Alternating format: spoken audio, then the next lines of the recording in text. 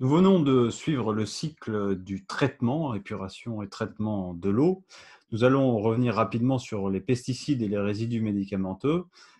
Premièrement, les résidus médicamenteux, puisque c'est une des problématiques principales à l'heure actuelle qui n'est pas véritablement véhiculée, transmise au niveau du public et des grands médias, et qui pour autant est une problématique importante. Pourquoi? Eh bien, tout simplement pour la réalité que vous pouvez voir inscrite ici. 70 à 90% des molécules médicamenteuses sont relarguées par notre organisme. Et donc, il y a eu d'ailleurs toute une émission sur Arte qui était intitulée «Quand la chimie contamine notre eau», qui parlait de cette réalité-là. Et donc, cette problématique, eh bien, elle se trouve à quel niveau? Elle se trouve d'une part sur le fait qu'il y a une consommation qui plus est importante, puisque en France, nous sommes les champions du monde dans la consommation d'antidépresseurs, donc chez les particuliers, mais également dans les organismes qui vont, hôpitaux, maisons de retraite, et cetera, être des lieux de forte consommation également de ces médicaments. Tout ça, eh bien, c'est relargué par notre organisme. Ça va à la station d'épuration de l'eau et comme on l'a vu, ce n'est pas retraité. Donc, ça se retrouve ensuite dans nos cours d'eau. Donc ça, c'est une des problématiques importantes en vue à l'heure actuelle, puisque suite à des analyses qui ont été faites de l'eau, eh bien, au niveau de l'eau qui arrive dans nos robinets, on a retrouvé non seulement des résidus médicamenteux, mais de pilules, d'hormones, etc. Et des expérimentations de laboratoire ont montré l'impact que peuvent avoir, entre autres, par exemple, les hormones des pilules contraceptives sur, par exemple, le sexe masculin et sa capacité de reproduction, entre autres. Mais bien évidemment, il y a également les autres substances qu'on peut retrouver, molécules de traitement du cancer, etc., et qui vont également aussi venir se combiner. On a parlé dans une des premières vidéos des effets cocktails, se combiner avec d'autres substances présentes dans l'eau du réseau, à savoir par exemple les pesticides. Nous retrouvons couramment dans 93% des cours d'eau français 200, au moins 200 sortes de pesticides différentes, jusqu'à 300 même à certains endroits, puisqu'on utilise couramment en fait jusqu'à 500 types de pesticides différents au niveau du territoire français. Et il y a des endroits, comme vous pouvez le voir sur cette carte ici, hein, les points noirs sont les points les plus importants, les plus sensibles, qu'on retrouve sur les cours d'eau un peu partout. Et après, par dégradation, les points rouges, un petit peu moins en termes de quantité, etc. Et donc, eh bien, l'eau, et c'est son rôle, est là pour véhiculer, hein, pour capter, transporter et redonner, réémettre, hein, plus loin. Donc, eh bien, si à la présence de ces molécules-là, elle va aussi tout naturellement, au cours de son cycle, de son cours de l'eau, les transporter, les véhiculer plus loin. C'est pour ça qu'il y a de plus en plus maintenant de politiques qui sont mises en place autour de ce qu'on appelle les bassins versants, c'est-à-dire les bassins qui amènent directement l'eau dans les cours d'eau pour bien limiter l'utilisation dans ces endroits-là des pesticides, etc. Pour autant, on est loin d'avoir encore résolu la problématique.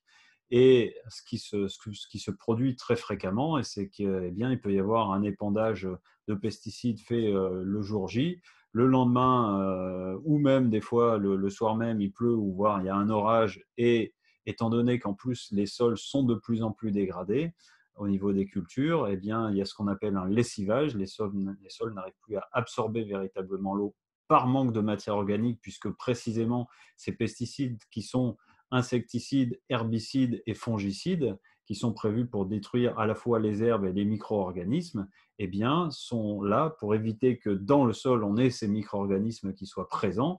Et justement, ces micro-organismes, ils sont là précisément pour permettre d'avoir une vie microbienne au niveau du sol, qui fait en sorte que le sol est vivant, qu'il est aussi aéré, qu'il est capable de produire de la matière organique, et au moment où on a une pluie, eh bien, d'absorber l'eau, de pouvoir avoir une réserve, un stock, de conserver cette eau-là. Or, aujourd'hui, avec nos pratiques de culture actuelles, et notamment dans l'utilisation des pesticides, eh bien, au fur et à mesure du temps, les sols se sont dégradés, ce qui ne leur permet plus de pouvoir capter véritablement suffisamment l'eau.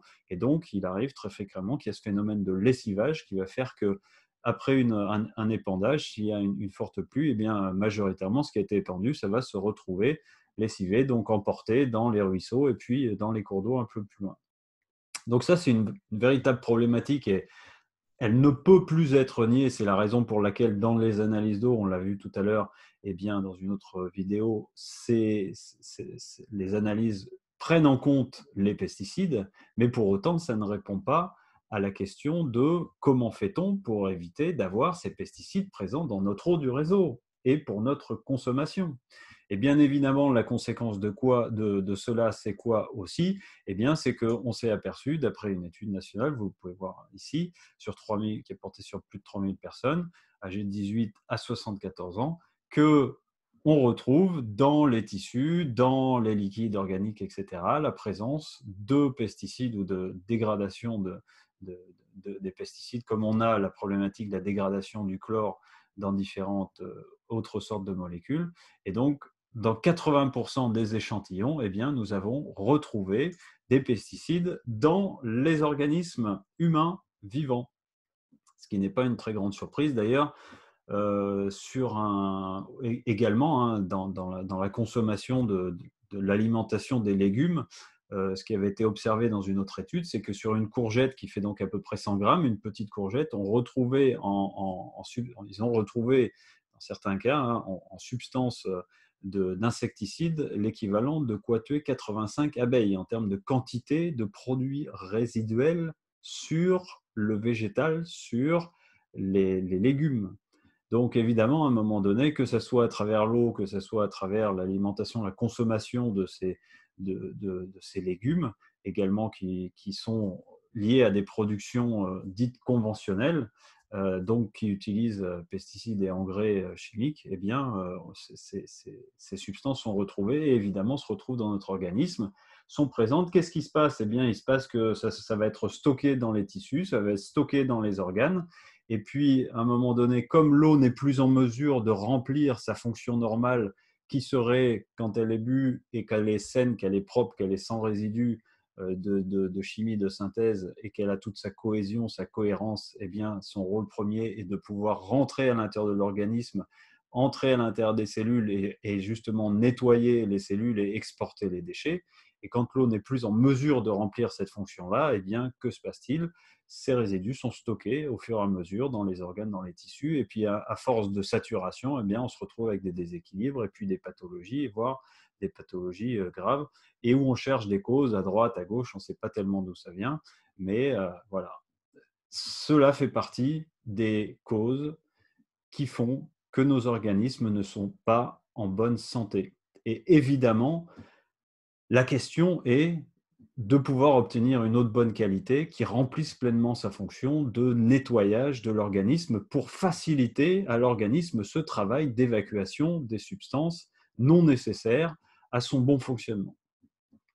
Nous allons voir dans la vidéo suivante également ce qu'il se passe potentiellement lorsque nous prenons un bain ou une douche, puisque là, on a parlé plutôt jusqu'à maintenant de la consommation de l'eau en termes de boisson et ce qu'on retrouve dans l'eau de boisson, mais il y a aussi une question qui se pose, c'est y a-t-il une problématique avec ce qu'on peut retrouver en termes de substances, que ce soit le chlore ou autre, au cours d'un bain, d'une douche? Est-ce que c'est embêtant, gênant pour la santé?